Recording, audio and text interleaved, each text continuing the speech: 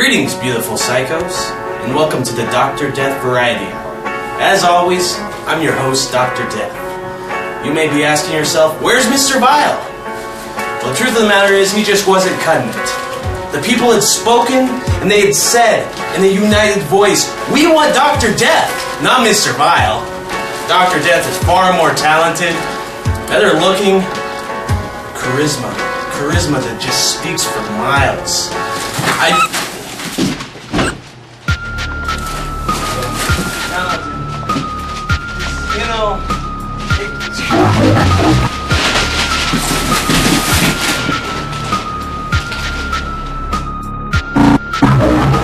My name is Scotty Bonin. I'm Danny Bonin. And we are Blood Brothers.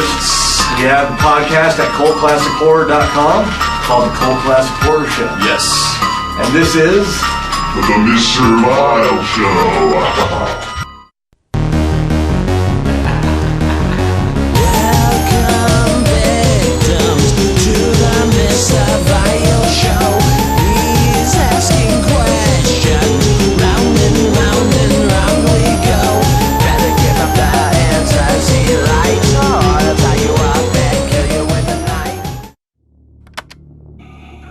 Hello, friends.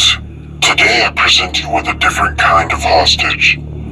I have Danny and Scotty Bonin, the Blood Brothers of CultClassicHorror.com, a website and podcast devoted to horror, a subject near and dear to my heart. Well, actually, I don't recall whose heart this is. Let me begin with the obvious question. What is it about the darker side of the human psyche that draws you both in? for me, it's mainly, it's not so much the dark side of the human psyche, it's the horror movies themselves. The cult classic horror movies, their cheesy effects, how they used to do everything real, latex, using real knives going through latex. Nowadays, everything's CGI. Even the blood they use nowadays is digital blood, if you can imagine that. But it's just nostalgia for actually tearing up fake flesh and blood. What, in your opinion, defines good horror? And as an extension of that, what do you consider the ultimate horror film? Oh, that's a toughie. Yeah, well, we're both... Wow. I mean, we're both huge fans of Evil Dead, the Evil Dead trilogy. The original, even the new one's not bad. The remake they did. I love the new one, yeah. But I think for a good horror movie, you gotta have... First of all, you have to have some kind of isolation. Whether it's characters isolated in a cabin, in a camp, a Boy Scout camp, or isolated in their dream. You have to have isolation with the character, and then you have to have just a ton of brutal blood and gore. Yes. So, although I sort of put that out there, I could take it back a little bit because there's a couple different types of horror movies that I like. There's your all-out Evil Dead trilogy type of horror movie, especially the first and second one, where they have the blood floods, they have all the gore. It's just brutal. Like, the more brutal, the better. And then there's the other side of things, ones that actually scare me. The brutal ones don't really scare me. They're just badass because you're like, yeah, just tear everything up and use a chainsaw. And you got the other side where, I saw the original Exorcist when I was 4 years old, and I never slept right after that. So that's like, there's not as much brutal blood and gore there, but it's really creepy. So I have two sort of different favorites. The obviously Evil Dead over here, and the creepiest one of all time. I know some people say it's cheesy, but the original Exorcist has to do it for me. And you talk about isolation, like, I love that there's, like, no way out. Like, you see movies, like, how are they going to get out of this? So one of my favorites, obviously, is Evil Dead as well, but The Shining, which is Stanley Kubrick's Shining. Stanley Kubrick is one of my favorite directors. He's a visionary, and no movie is like his. So The Shining is probably one of my favorites because it's more psychological, in your head, screwing with you in your head, and just of all like the situations and the dialogue. And Jack Nicholson just did a phenomenal job. I think the other element we're forgetting that totally makes or breaks a horror movie is the soundtrack. I saw The Witch the other day, which is out now. A lot of people are ragging on it because there's not a huge storyline there, but it's they have like the best soundtrack I've heard in a long time in horror movies. So the soundtrack really, like even Friday the 13th, we were covering that on our podcast, and they were saying without the soundtrack, it'd just be another campy horror movie with teens getting sliced up and stuff, and it wouldn't be remembered as a cult classic. But with the soundtrack added to it, it really got up into status of being one of the most popular horror movies of all time. You can compare it, like we did, to the Nightmare on Elm Street franchise. Their little piano thing is cool, like that's cool. But then they go through this whole like 80s rock phase throughout all their movies. If you go to Friday the 13th, it's very traditional, very, has a nice soundtrack. Creepy. Sort of like shouting, creepy. I love that. So that's sort of what makes the difference there. I agree. What led you to creating a podcast, and how do you choose what to talk about? Actually, it's a funny story. We had no intention of ever having a podcast. What we did before that is we sell stuff online, print-on-demand merchandise, e-commerce, and so we had started created this site called Evil Dead Fan Club. It's still there. And we have some licensed products and comic books, and so we were selling through that, built up a bit of a following on Facebook. We were at a marketing event. We were part of this marketing mastermind just to learn more about Facebook marketing, online marketing, e-commerce. And there was a guy we met there who, his thing is personal branding and books and podcasts, and he just saw the whole brand we had going and was like, "You're crazy if you don't start a podcast." And now he wants us to do a book. He wants us to do a short film that's themed like the Blood Brothers. I don't know if you're the killers or the heroes or what, but you got to be the Blood Brothers in like some films or something. And so it's sort of growing out of this idea of branding, and the podcast has been the first step. And we just had a passion for horror in general. I mean, obviously we create shirts and stuff. We're big into just the horror niche. And we never ever thought of creating a podcast. Yeah. So we've had it since almost since Halloween, and last Halloween 2015, and we just had so much fun. We didn't realize we'd have so much fun with it, and we're ourselves. It's explicit content kind of, and we talk about from going number 2 to pinching guys' nipples and stuff too. So it's just we're ourselves. Yeah, like pinch your nipple too.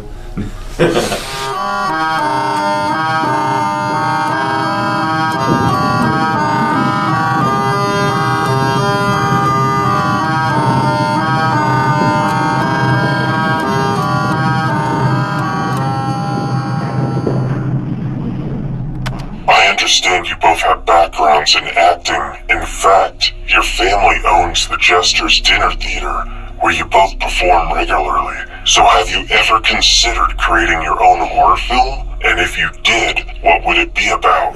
We've, that's a great question. We really haven't thought of maybe producing our own like horror show. Well, it's. I mean, as I mentioned in the last earlier, is that now we have been talking about a horror film, Blood Brothers themed, and now that we have, So we partnered with a guy on our podcast who we met in the marketing thing, and now he's pushing for us to. Well, we want to do it too, but it's just coming up with ideas. He's like, "Where's the script? Come up with the script. What is this movie going to be about?" And so it's funny you asked the question because literally yesterday we were on a call with him, and he's like, "You guys need to start thinking of a script and share some ideas." And so we literally haven't started yet, and we're just starting to try and think of ideas, let alone production or who could help or anything like that. If you were able to choose how you died in a horror film, how would you go out? And no, dear captives, I'm not taking requests now.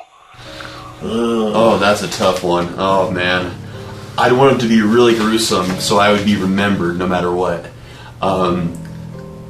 I was thinking I might even relate this to the newest Evil Dead movie. I would want to go out possibly maybe with like a meat cutter, and I would like just for somehow my arm got infected or something, and it would be on camera, and I would just like slice my arm off with like a turkey meat cutter, like right, not like down here, but it'd be like right here, so you could really like see it. Or if I like if my hand got caught underneath like a car or something, like a car fell in my hand and I had to pull that out and it just came from like there, and then or like the classic head chop off, I think would be good too. The arm cutoff's getting a little overused now. Yeah. Evil Dead, Yeah. Dead Snow, and whatever else they use it in. But yeah, but I like it. Yeah. I would have to be. I want to be one of those guys that like is so beat to hell, then he finally dies. Like after he helps the last person or something. Sort of. I'll just because you said it, I'll relate it to the remake Evil Dead. The friend with long hair that gets nails in his face and his legs like broken. And it's just you're just continuing on through all this pain. Needles like maybe, in his eyes. Yeah, maybe I have a knife. I got stabbed like 8 times. My foot got chopped off, and I'm like crawling around. And you're still like last minute. I want to be that guy. I want to be the guy where the audience is watching and they're like, how is this guy still alive? What the hell is he doing? And then I finally die by like getting my intestines ripped out or my head chopped off or something. Let's go on to the plus side and see what Plus has to say about that.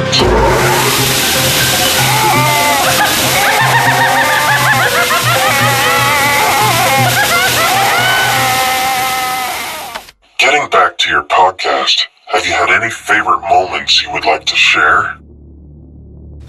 Oh, jeez. Yeah, the early interviews were some good moments for me. But my favorite interview, just because I was excited about it, we interviewed Betsy Baker from the original Evil Dead. She plays Linda, and she was just on like a Geico commercial where there's Peter Pan in the Geico commercial, and so it was sort of cool that she's still relevant. And it was just fun to be asking questions to someone who was on that legendary set, because and some of you guys watching might not know much about the making of it, but it was a grueling process where they were at this cabin and actually ended up staying there for a little bit. So it was cool to get some insight on that. Other than that, we have some cool moments where we have a couple friends on the show every now and then who just love to talk about horror, and we'll just get into banter about certain things, usually not even horror related. We spent like 10 minutes the other day talking about how preference of wiping your ass. That was pretty cool. Yeah. If you wipe both ways, or you stand up. Like, do you stand up, or do you just lift the cheek? Or do you look at the toilet paper? You have to look at it, otherwise you don't know. Yeah, you can't just feel it out. Like my fiance, she's like, I just know when it's done. You can't just know. Like, no, you can't just know. Where would you like to take Cult Classic Horror in the future? Oh, this is something we've been talking about a lot. We have been talking about this a lot. So I mentioned we started with the podcast. I don't even know how this would go, but our partner Trevor's like, you gotta do a book somehow, whether it's the making of this movie or how horror came up here, but we need to repurpose your content so you're not actually sitting down and writing it. So I don't know how it's gonna happen, but there might be a book out of it, and obviously we talked about that's what I'm most excited about, is a film, like getting into filming some things. It doesn't have to be just one film, it could be a few films until we get like that just one film that we liked a lot or something. We've been thinking about even going out mobile to places physically instead of being in our studio, to horror locations where they might have filmed these cult classic horror movies. We live in Colorado, so we were even thinking we could try to host a show up at the Stanley Hotel, where even though they filmed The Shitty Shining. The Shitty Shining with Steven Weber. Even though, sorry, Steven Weber lovers, but or even we're covering Friday the 13th right now, so they filmed it at this Boy Scout camp called Novi Bosco Boy Scout Camp.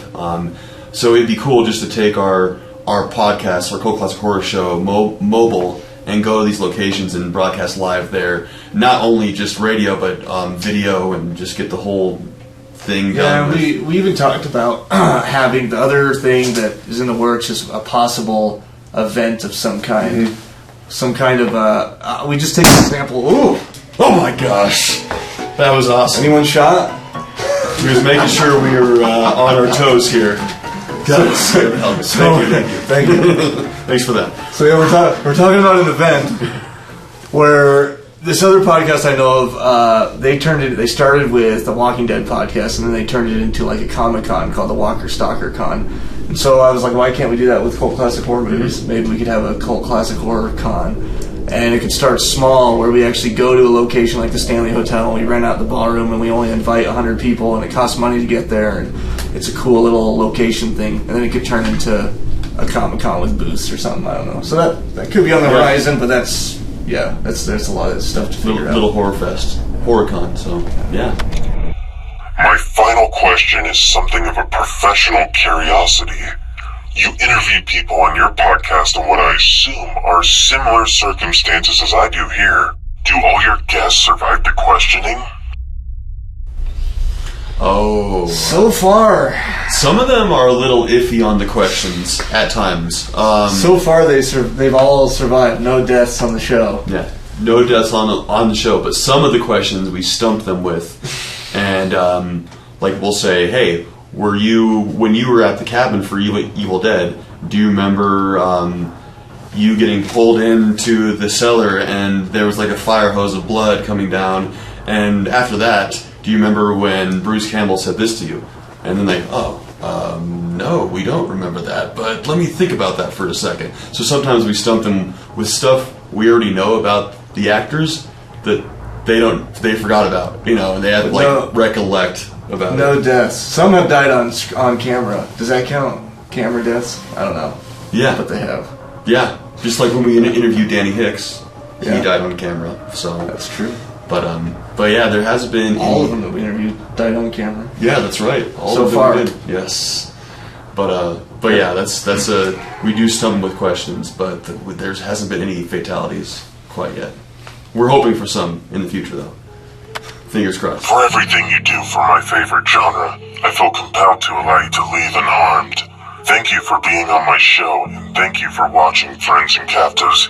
Be sure to check the description for more information about the Cult Classic Horror Podcast. Remember, like, subscribe. Until next time. Evil Dead. The Shining. Sam Raimi. Stanley Kubrick. Role model. Jean-Claude Van Damme. Leonardo DiCaprio. Daniel Day-Lewis. Leonardo DiCaprio. Being crushed in a cave by a collapse. Falling off a cliff. Longmont, Colorado. Longmont, Colorado. No. No. General Hospital. Waiting around. Hola? No. Paquito. No. Pizza. Steak.